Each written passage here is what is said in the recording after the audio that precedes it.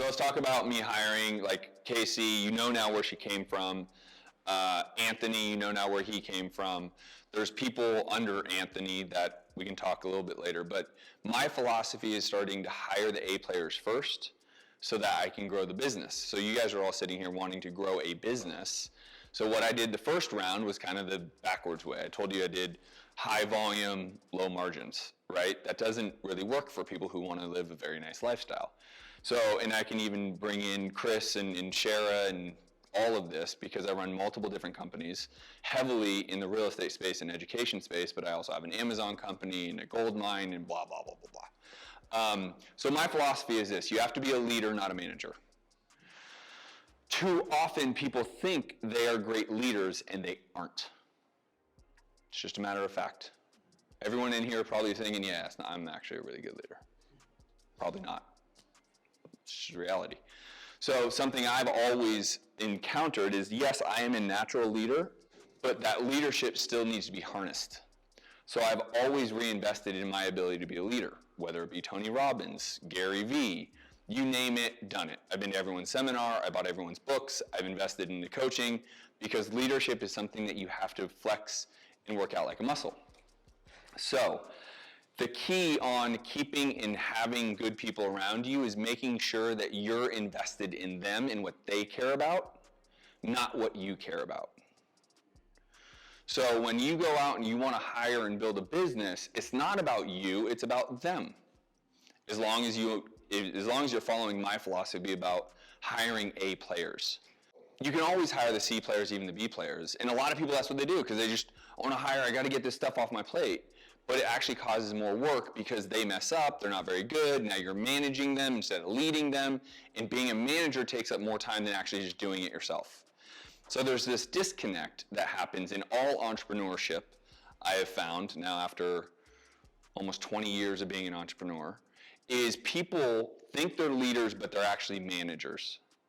And then they want to have a business so that they can live a lifestyle, but all of their work gets transitioned into managing and micromanaging instead of just doing the function itself and making the money themselves. So then profit margin goes down. So here's the big disconnect, is most people aren't leaders and they don't practice to be leaders because they don't care about the people they're hiring. They're just a person, a name, a number, whatever. So if you remove that out and you hire well and you hire A players and you align what they care about with what you care about, you will keep them. Most people can hire A player out of sheer luck. You interviewed them, they need a job, you hire them, but keeping them is the difference. So when I interviewed you, Casey, what were the first couple things that we talked about? Like what type of work ethic I had, what my personality type was, what I really wanted in my next job. Yeah. But if you recognize something, it's all about her, not me, right? Asking questions about I don't care. I know what I need. I want to know what she cares about. Why is she doing it? Why would she want to work with me? Why would this be an opportunity she'd be even seeking? Where does she want to be? Like, what does she like to do? What does she like to do? When you make 10 grand and I give you that check for the month, where are you spending your money? What are you doing with it? She loves vacationing. So I needed to know that because I need to get her financially to a point where she can take vacations. But I also need to be a leader to her so she can build a team around herself so she can take vacations. And so my philosophy is probably a little different. I can even bring in Chris and Shara, for example. I view them more as partners than anything else. Chris cares about the science of flipping as much as I do, every ounce of it. And he treats it that way. So I don't look at him as an employee. I don't treat him as an employee. But is he on the LLC paperwork? No. But he has input on almost every decision we make as a coaching company. He advises me. He gives suggestions. I treat him that way so he can take ownership of what we got going because it's a really good thing. We're impacting people's lives. So he had his own thing going. You were doing your own thing. You were making your own, he didn't need me. He didn't need a job. And so by me valuing what he cares about, by the way, and we had these discussions, he could have gone off and done his thing. But he didn't really want to because he wanted to do what he's doing now, right? And I empower him to make the decisions. And I want him to live that life that like he's encouraged to make decisions and he can make the choices, and then he can have a family life and be with his wife and his son and all these cool things, right? And so I essentially, just like Anthony said, it's more of a partnership. Is Anthony on the LLC? No. But I sure as shit treat him that way. When we make more money, he makes more money. When we make more money, he makes more money. But he's not a partner in that sense, but I sure as shit treat him like that. Because he deserves it. Because I care about him, and it's not all about money. It's also about the things they actually give a shit about. Like for her, it's traveling. For Chris, it's UFC. So I have to put up with the UFC fight on Saturday. Yeah, right? And so the philosophy I really live by is like, hire the right people. And by the way, how did I find Casey? Because I asked. I tell people all the time, like, I don't do the Indeed hiring, recruiting, training thing. I don't go put ads out. I go to my sphere of influence. I pick this thing up, and I start talking about it on social media. Hey, I'm really looking for someone who's really great at blah, blah, blah, blah.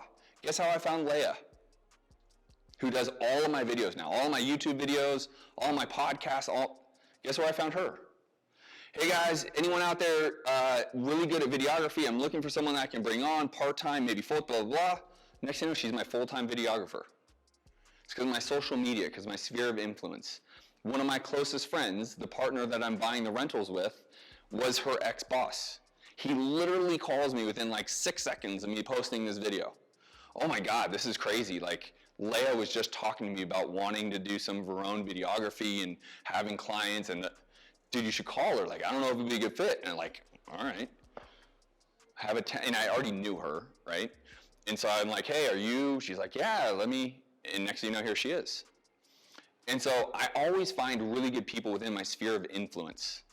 And I allowed that to grow organically. And I try to find the people that can go to the next level with me. Because just like most of you, I'm a visionary. I'm a creative. I want way bigger than I currently have. Like, I've done great in my life, but I'm not even close to reaching my goals. Right? And so I want people that want to have that level of growth with me, but it fucking takes work. The other thing is like the philosophy of being a business owner. If people are a business owner, an entrepreneur, they're out of their minds to start with.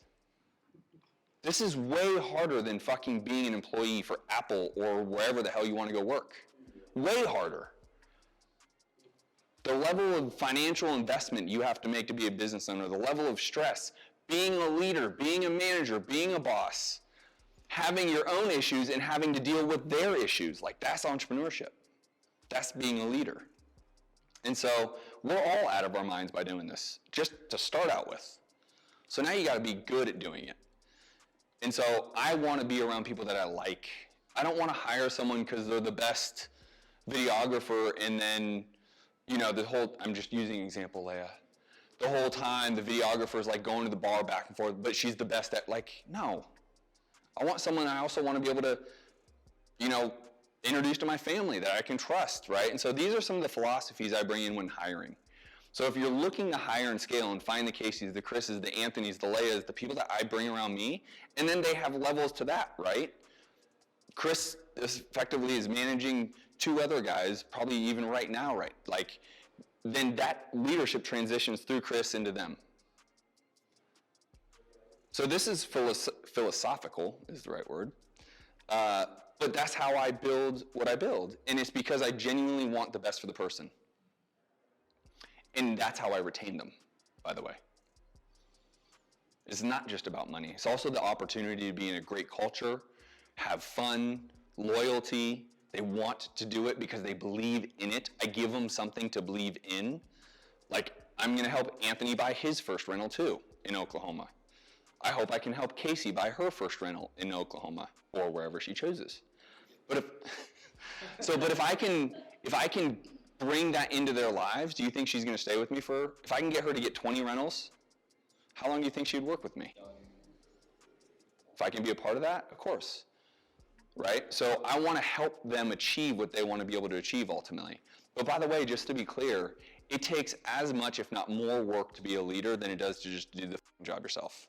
And I say it bluntly like that for a reason.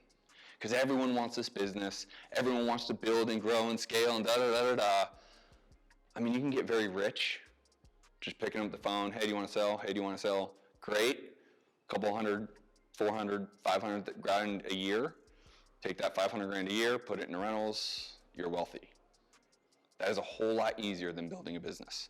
So I always caution people with what you're actually trying to achieve, because the reality is building a big business is more work and more chaos and more hurdles and more challenges, but I'm happy to help you guys do it. I don't want to discourage you from it. Just realize what you're getting in, and that's why you want to hire A players. That's what I got.